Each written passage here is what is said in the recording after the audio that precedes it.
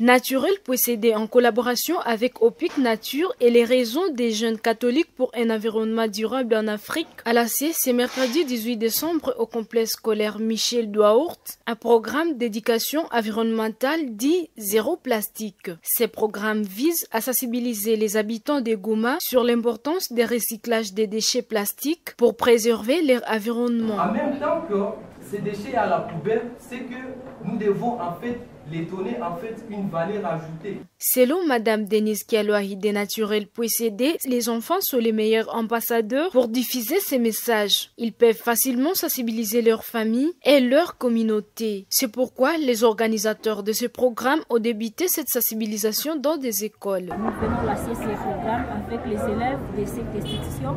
Et ces programmes ne prennent pas seulement les élèves de l'école secondaire. Nous avons aussi les élèves de l'école primaire qui malheureusement pour le moment sont en vacances. On va les rattraper au mois de juin. Nous voulons à ce que les enfants soient les meilleurs messagers auprès de leurs parents, auprès des autres élèves, auprès de leurs amis dans les quartiers. Le deuxième message, c'est dire aux gens que les déchets plastiques sont en mesure de détruire notre environnement. Ça détruit aujourd'hui nos sols. La terre n'est plus cultivable là où on va jeter les déchets plastiques. Les déchets plastiques détruisent également les eaux. Et tous les habitats des eaux, les habitats aquatiques, soit les animaux, soit les poissons et même les algues que nous voyons dans l'eau, sont aussi contaminés par ces déchets plastiques.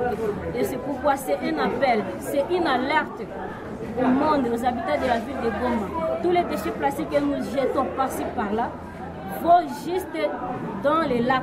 Et c'est ces lacs-là que nous utilisons comme eau propre. Ça a des conséquences sur notre vie et la vie de nos enfants. Lucien Amani, environnementaliste et un des animateurs dans ces projets, a souligné que les déchets plastiques collectés dans les écoles seront recyclés et transformés en nouveaux produits, donnant ainsi une valeur en ces déchets. On va voir si ce plastique peut nous fournir des poubelles publiques qu'on va mettre à la disponibilité de la communauté. Notamment, on va fabriquer aussi des œuvres d'art comme les pots de fleurs, comme des balais, comme aussi, il y en a beaucoup d'œuvres d'art qu'on peut fabriquer avec même des chaises pour s'asseoir dans les maisons. Et puis, c'est ce que nous voulons à ce que nous apprenions à ces élèves de fabriquer ces outils, ces choses-là. Le directeur de l'école Michel Douaourt s'est engagé à pérenniser ces projets en créant un club environnemental au sein de son établissement. C'est-à-dire, à l'issue de cette campagne, nous allons créer un club. Et ce club-là va rester à l'école, pas seulement cette année, même les années qui viendront.